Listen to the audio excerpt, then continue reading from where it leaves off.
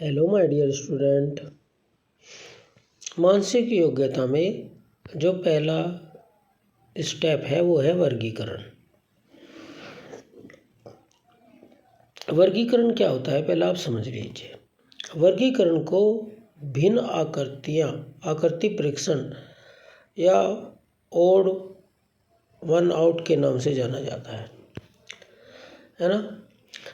इसके अंतर्गत प्रश्नों में 4 आकृति 1, 2, 3, 4 दी हुई होती हैं और जिनमें से 3 किसी न किसी प्रकार समान होती हैं तथा एक भिन्न होती है, अलग होती है। भिन्न का मतलब अलग होती है। आपको भिन्न आकृति का पता लगाना है तथा वही आकृति उत्तर आकृति होती है। ठीक है जी, समझ में आ गई बात।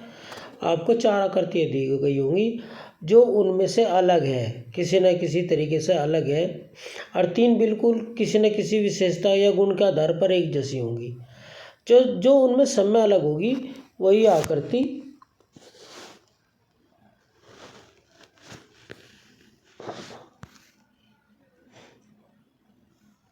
भिन्न आकृति होगी, यानी कि वही उत्तर आकृति होगी। जैसे इनमें दिया गया है 1 से 42 तक के प्रत्येक प्रश्नों में 4 आकृतियाँ दी गई हैं। उनमें से आपको 3 आकृति किसी न किसी रूप से समान है, सदृश्य है। सदृश्य का मतलब समान है तथा एक आकृति भिन्न है, तो उसे आप छांटिए। देखिए ये जो ट्राइंगल है, जिनके त्रिभुज है, वर्ग है और गोला है, ये सब प्लेन फिगर है। और जो हमारा ये वाली है 4 वाली, ये सॉलिड फिगर है ना। तो यही अलग है।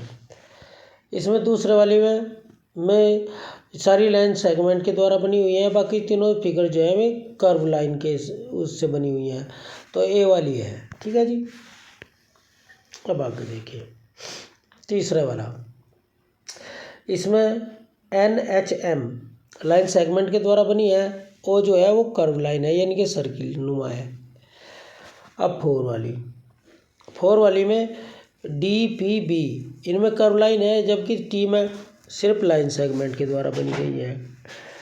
5 में देखिए, 5 में सब सिंगल आकृतियाँ हैं लेकिन 12 डबल आकृतियाँ हैं, है ना।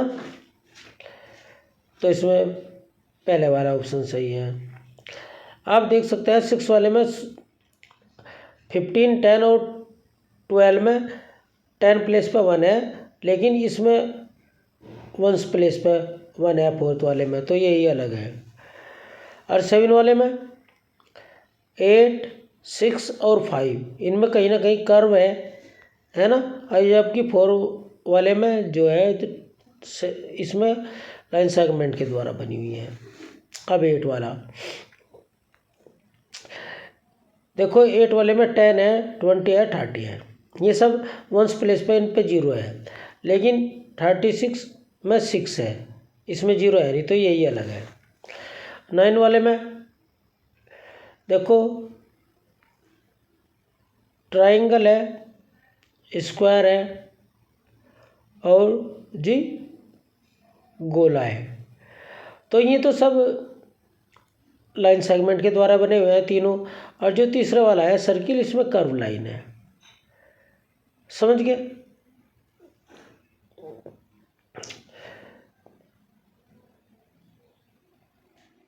देखिए जो 1 है, 2 है और 3 है, इनमें लाइनों का जो स्पेस है वो इक्वल है ना। जो 4th वाला है इसमें लाइन का स्पेस इतना नहीं है, यानी कि ऊपर वाली साइड में ज़्यादा स्पेस दिया हुआ है और इसमें 4th वाली में नहीं है, तो इसलिए 4th ही है।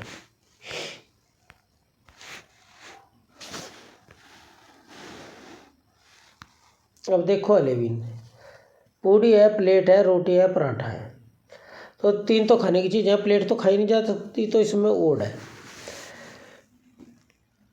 कप है, प्लेट है, गिलास है, तो इनमें सब ये बर्तन है। और जो आम है वो एक फल है, तो यही ओड है।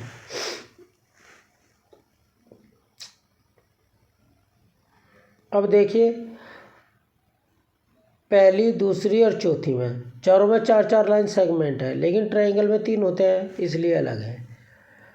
14 में अंगूर है, केला है, आम है, संतरा है। तीनों एक है, लेकिन जो अंगूर होता है वो गुच्छा होता है, इसमें बहुत सारे फ्रूट्स होते हैं, तो यही अलग है।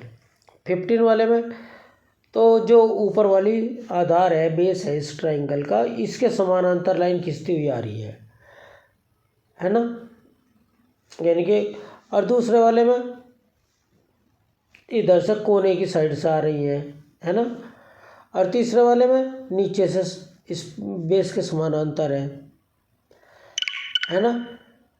लेकिन जो फोर्थ वाला है ये ट्राइंगल है ही नहीं, है ना, तो यही वाला आंसर है इसका फोर्थ, क्योंकि ये 3 ट्राइंगल है और ये ट्राइंगल फोर्थ वाला नहीं है। अब देखिए,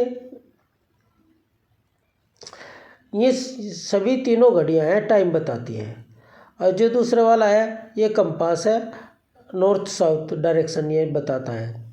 ठीक है जी।